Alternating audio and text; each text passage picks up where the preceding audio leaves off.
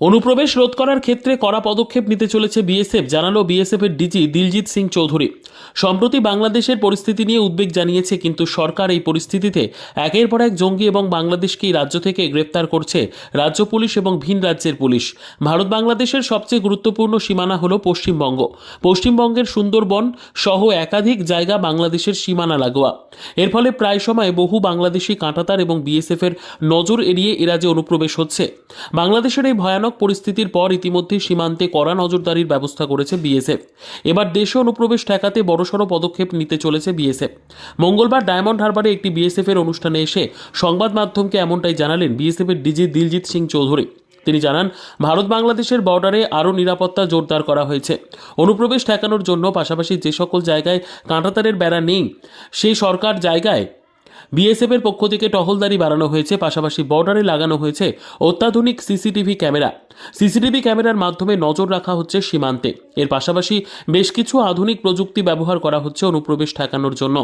BSF এর মহিলা কর্মীরা গত 2রা নভেম্বর গঙ্গার উৎসব গঙ্গোত্রী থেকে গঙ্গাসাগর পর্যন্ত নৌকা বাইচের মাধ্যমে এলাকার মানুষদের গঙ্গা দূষণ প্রতিরোধের যাত্রা শুরু করে। গত 22শে ডিসেম্বর 53 দিন 2300 কিলোমিটার নৌকা বাইচের মাধ্যমে যাত্রার শুভ সমাপ্তি করা হয়। আজ ডায়মন্ড হারবারে বিএসএফ এর পক্ষ থেকে 20 জন মহিলা বিএসএফ কর্মীদেরকে সংবর্ধনা জানান বিএসএফ এর ডিজি দিলজিৎ সিং চৌধুরী। মঙ্গলবার এই অনুষ্ঠান অনুষ্ঠিত হয় ডায়মন্ড হারবারের ঐতিহ্যবাহী কেল্লার মাঠে। এদিনের এই অনুষ্ঠানে উপস্থিত ছিলেন বিএসএফ এর একাধিক উচ্চপদস্থ আধিকারিকরা। গঙ্গা দূষণ রোধ এবং নারী শক্তিকে উদ্বুদ্ধকরণ করার বার্তা দেন বিএসএফ এর আধিকারিকরা।